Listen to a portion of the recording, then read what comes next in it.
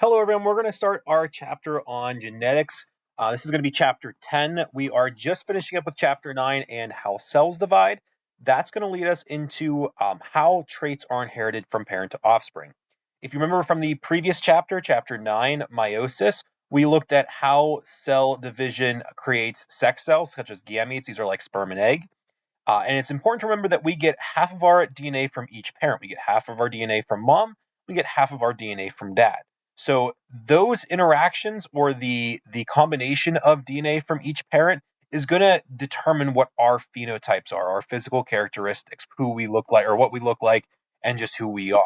So in this chapter, we're going to see why we look the way that we do and why species or inheritance patterns occur in species. So with that being said, let's just talk generally about genetics. This is what I've been talking about for the past minute.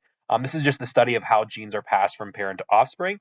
And we are going to be looking at these things called Punnett squares. A lot of students enjoy these Punnett squares, obviously because they're a little bit easier, just kind of doing a little simple mental math, but they are fun to do.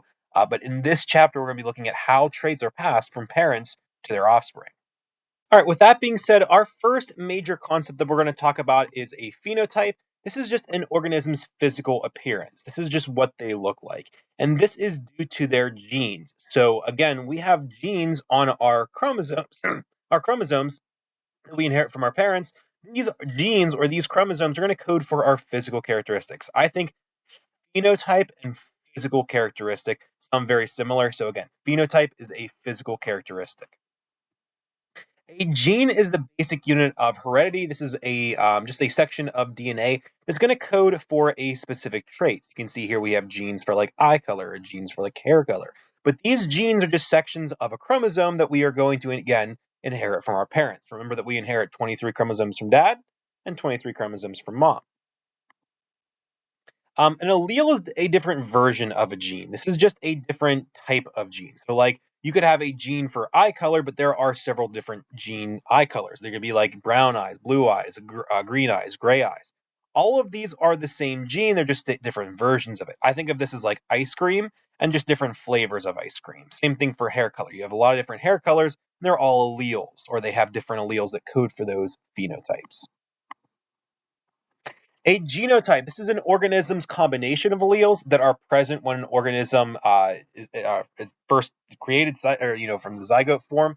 But basically, what we're going to look at with the genotype is that these are two alleles. If you look here, we have two alleles in a genotype, and these alleles are just signifying what gene they got from which parent. So again, big B, big B, big B, little b, little b, little b. These are all genotypes because they are two letters. Just as a reminder, you get both, in a homologous pair of chromosomes, you get one chromosome from each parent. So you can see like this one comes from the mom, this one comes from the dad. These are the same gene, however, they're just for different alleles. You can see big A, little a. These are different alleles for the same gene, but we got one of these genes from mom and one of these genes from dad.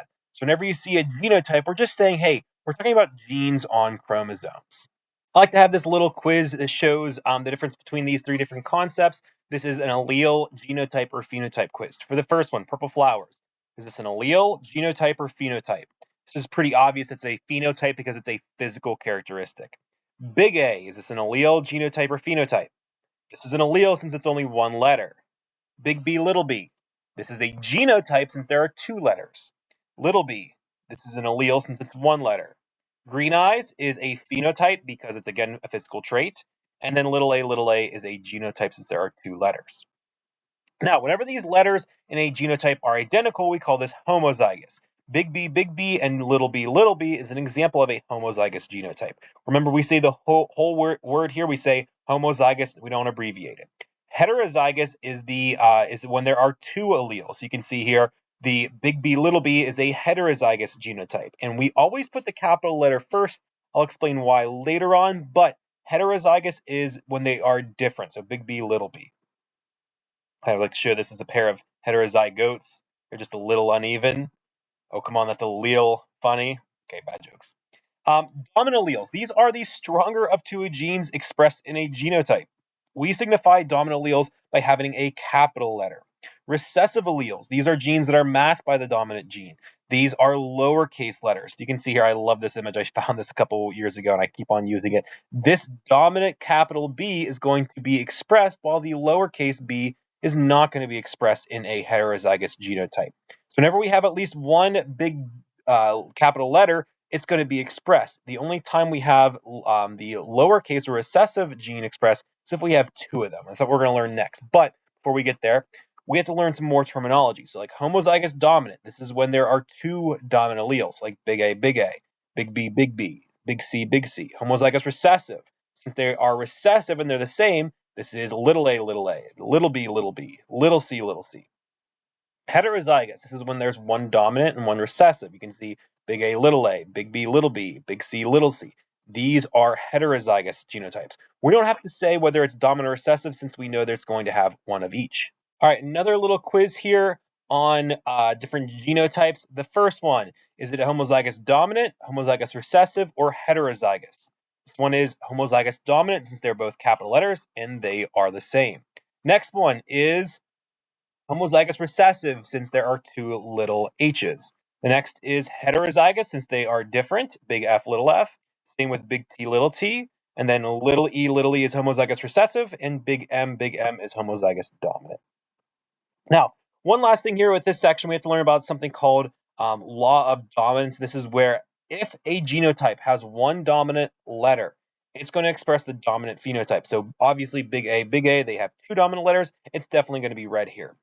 You can see little a produces yellow cherries. This is the only time we see that recessive phenotype, because in the heterozygous form, the big A, this still produces the red phenotype. We don't see yellow here. So as long as it has one dominant, it's going to have the dominant phenotype. So again, big A is dominant because of the law of dominance. The only time we see the recessive phenotype is if it has a if the genotype is little a, or homozygous recessive.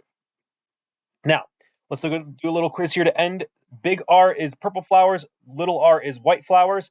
So what would big R be? Well, obviously it would be purple since, again, it has at least one dominant allele. Big R, little r, what would that be? That would be also purple because, again, it has at least one dominant allele.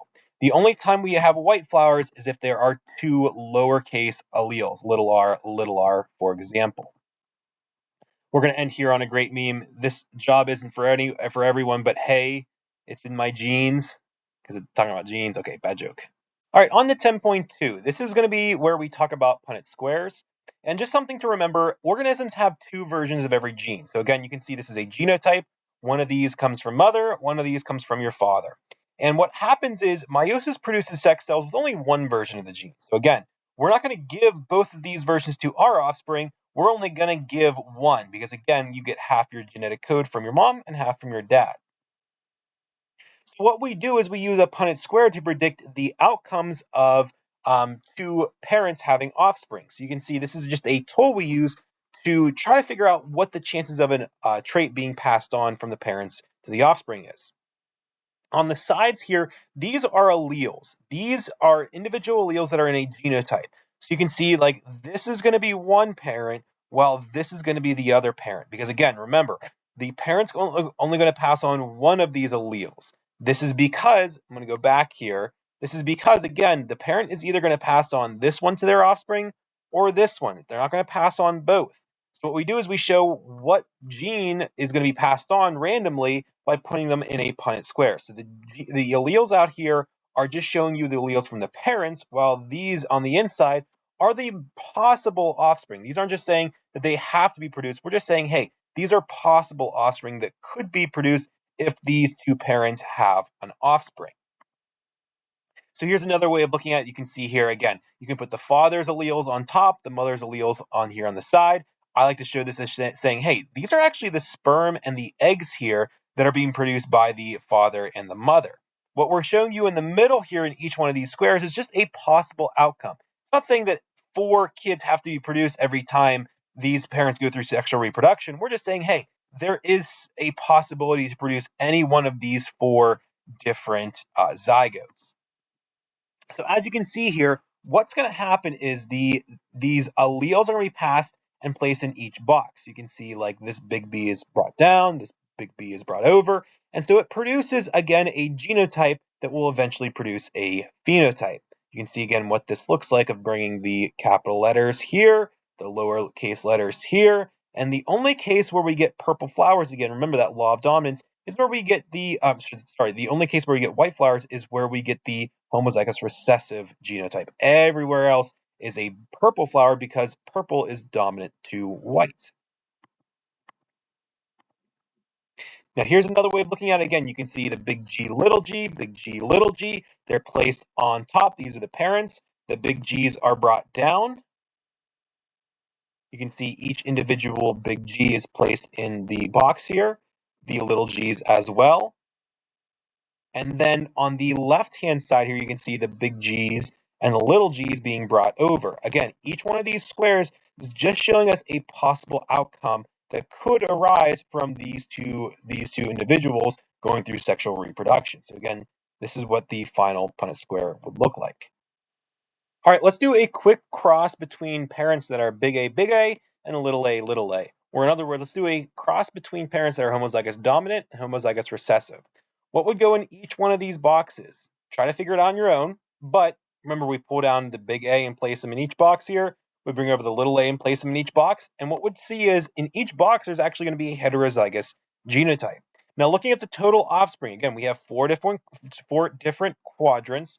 You can see here, each of these quadrants is going to have big A, little a. So that means all of our offspring are going to be big A, little a. If we look here, this is how we fill out our chart.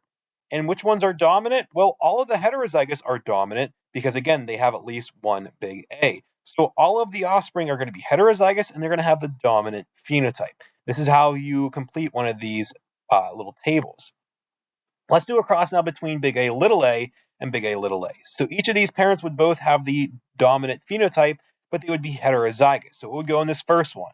Well, it would have big A, then big A, little a, and then here at the bottom, we get little a, little a.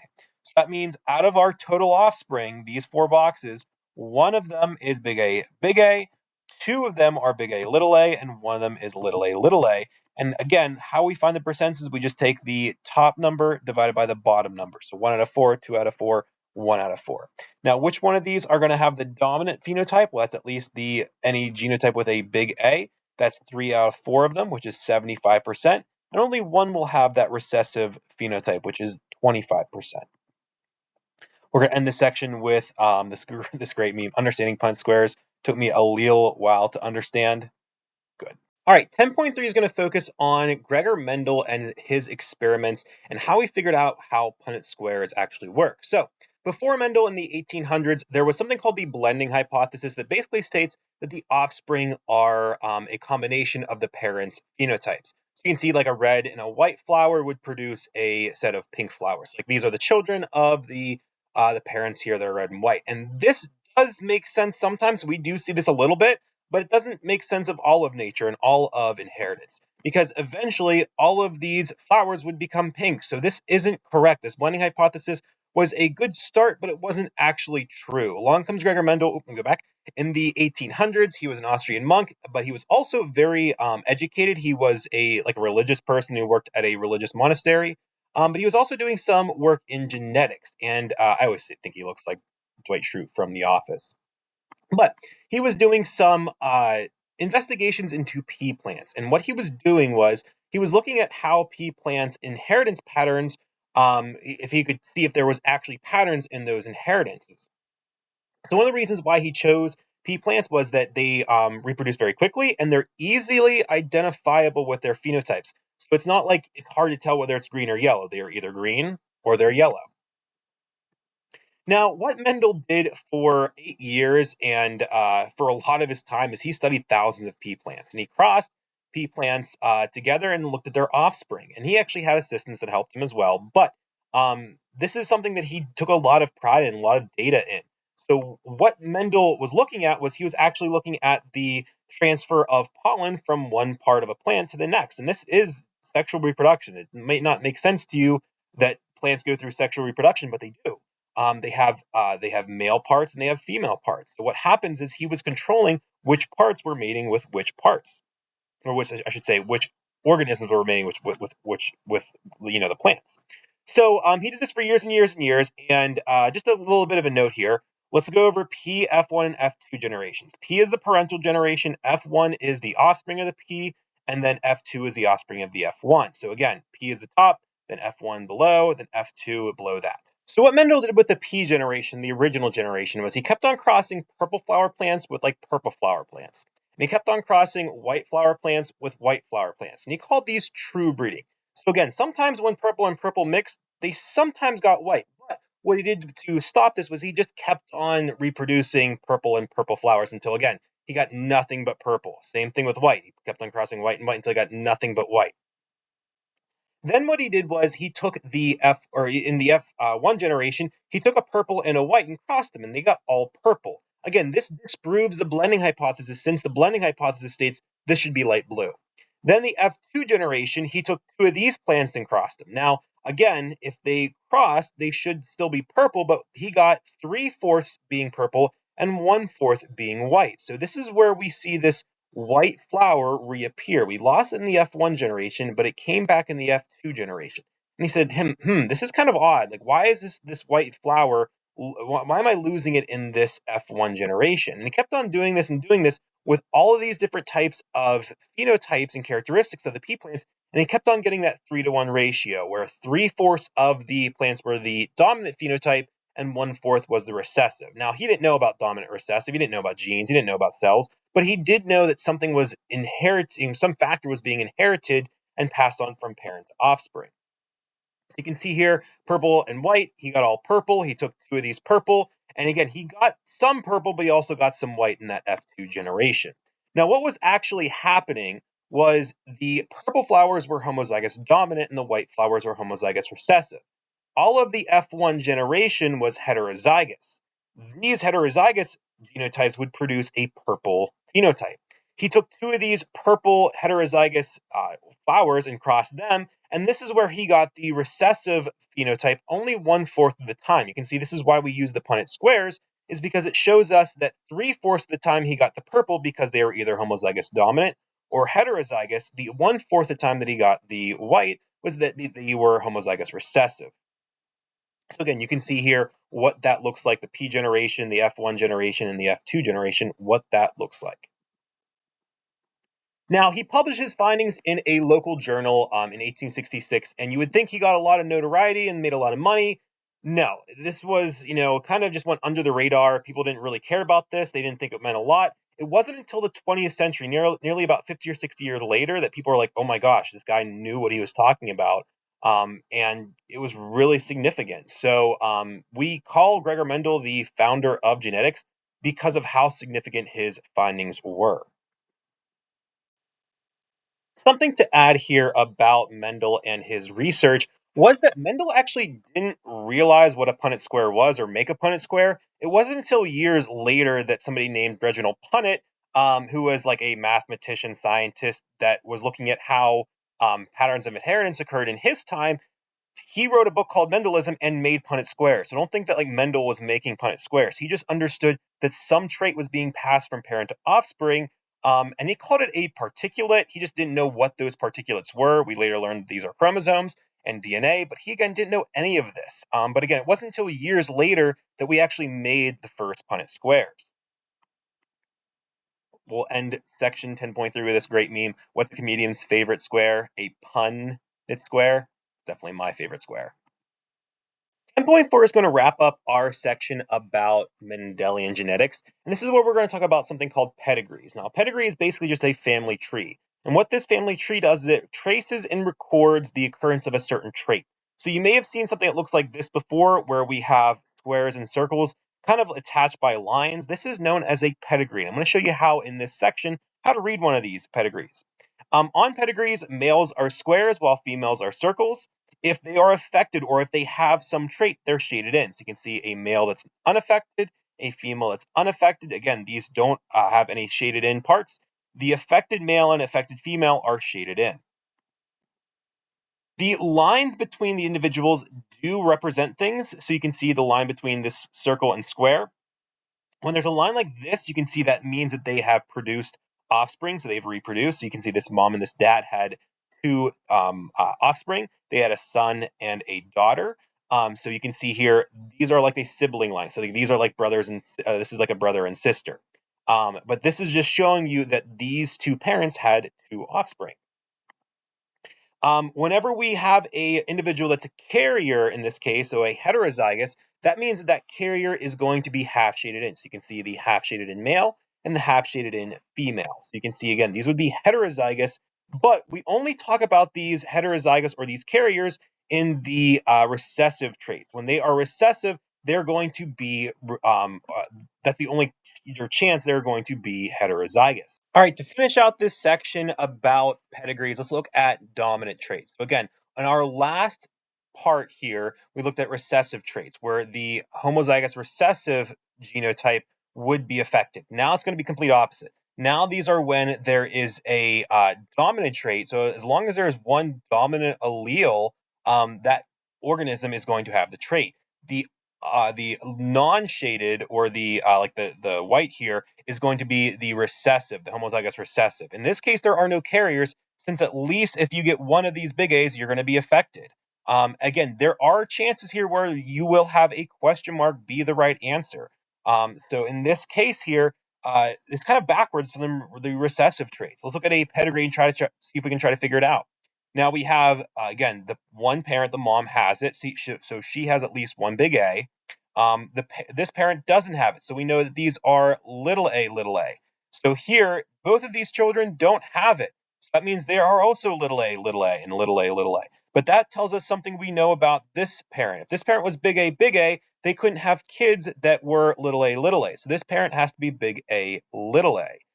There will be chances of in other pedigrees where there will be question marks, but there are no question marks in this one.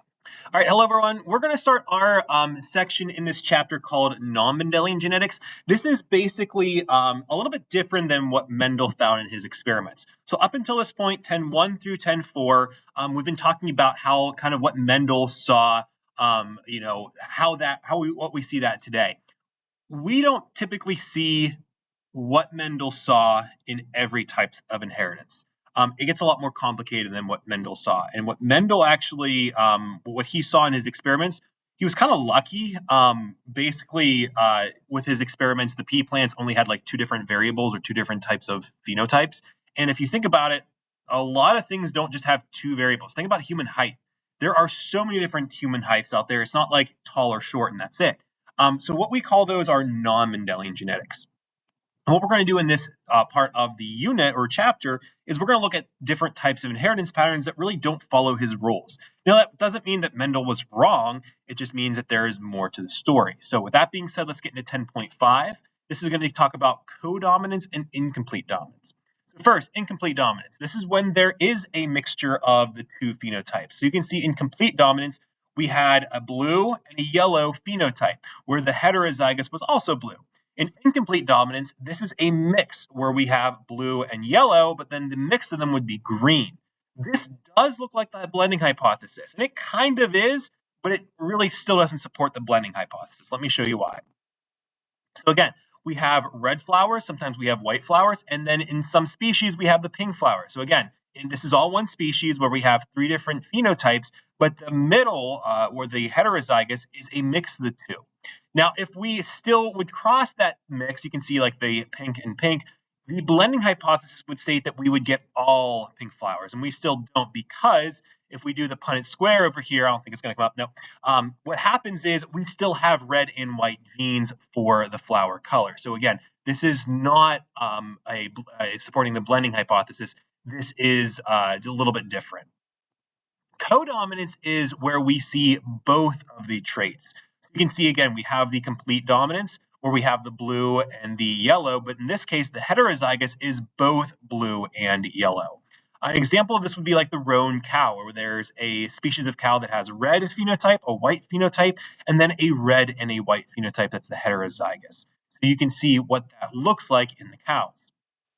All right, 10.6 is going to be about human blood genetics, and this is where we're actually going to see a type of inheritance called multiple alleles, where in multiple alleles there are what sounds like more than one allele.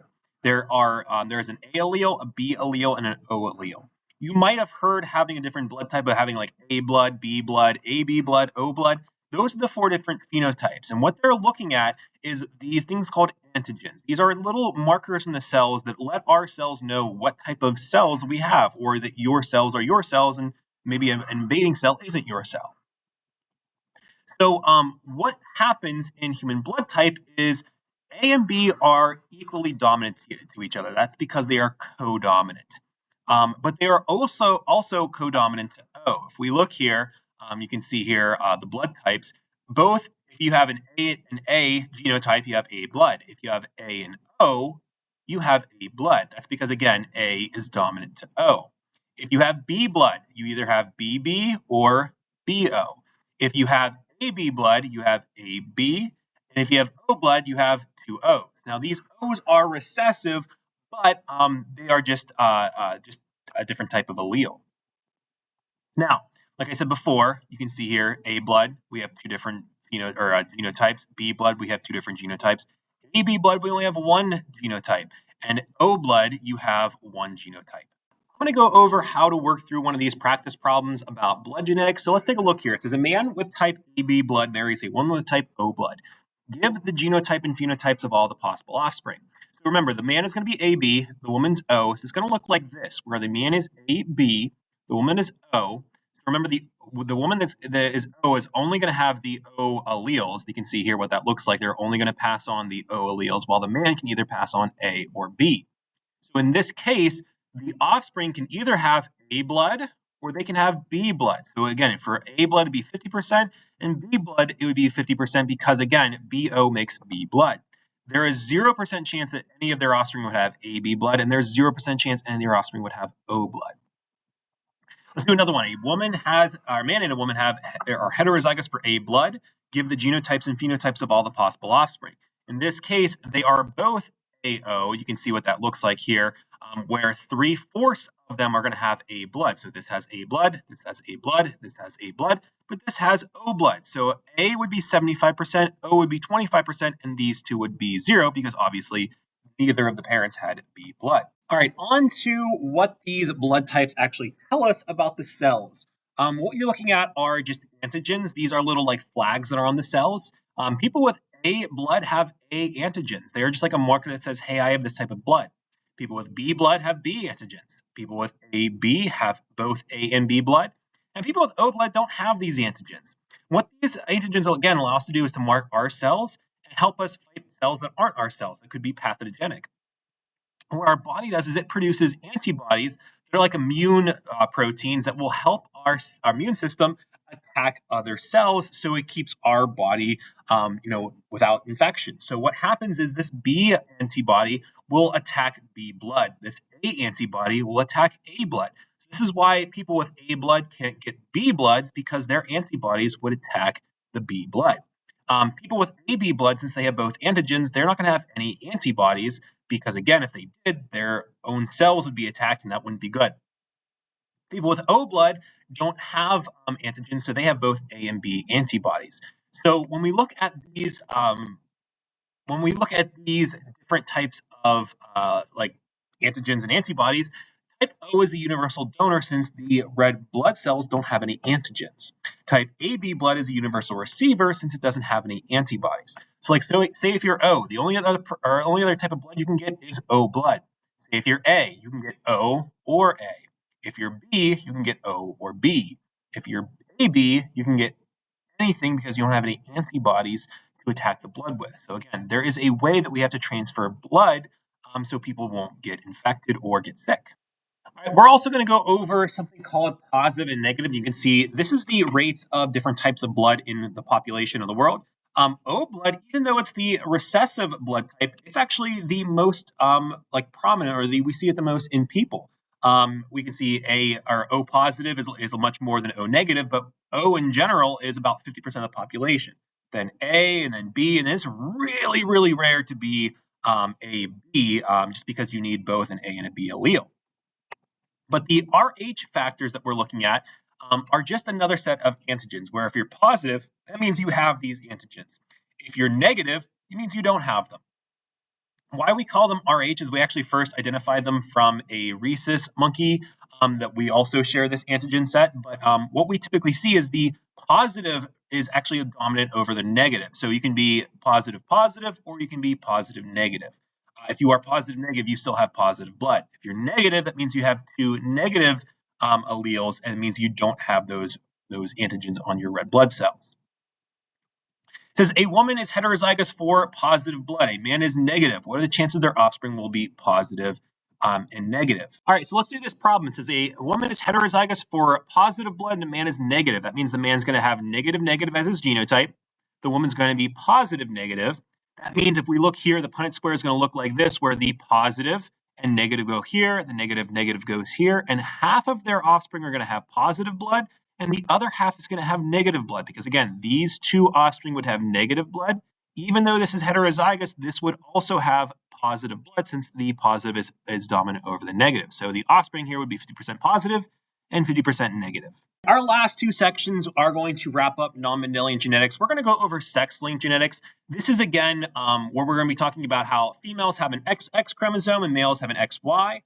If you look here, the X chromosome has just more genes, so we're going to be focusing more on this X chromosome than the Y chromosome. For sex-linked genetics, this is really any gene that's found on a sex chromosome, either the X or the Y. Most of these are going to be found on the X chromosome just because, again, it's a little bit bigger. In humans, we typically see recessive disorders more often. So we're going to take a look at these recessive disorders. But basically what happens is males only need one copy of the disorder to get it. So again, they're XY. If they get one copy, they automatically have it. If they don't get that one copy, they don't have it.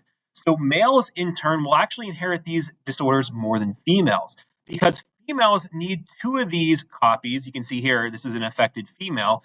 The other here, this carrier, won't have the disease because, again, they only have one of these genes. They need two, where if a guy gets one, he automatically has it. But if a girl gets one, she doesn't have it, and she's labeled as a carrier.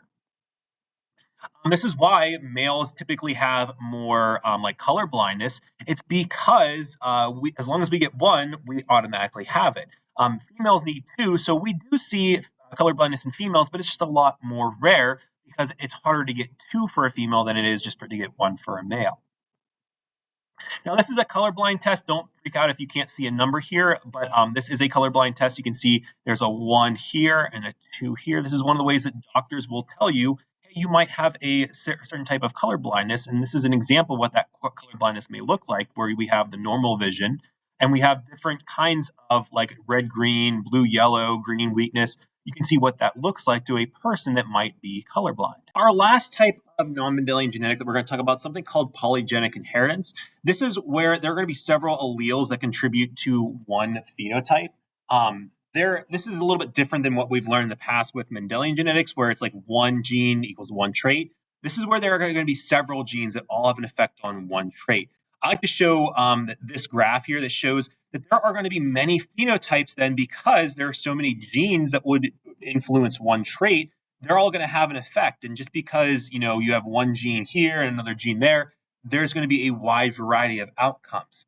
I also like to show this graph. It's kind of a graph of human height. So human height is affected by several genes. It's not like we have either tall or short people. There is what we like to call a bell curve of human height, where in the middle here, there's a lot of people that are like average height, but sometimes we will have people that are very tall and very short. Those are at the end. This is what we like to call a bell curve. And this is a bell curve because there are, again, many genes that are going to influence one specific trait.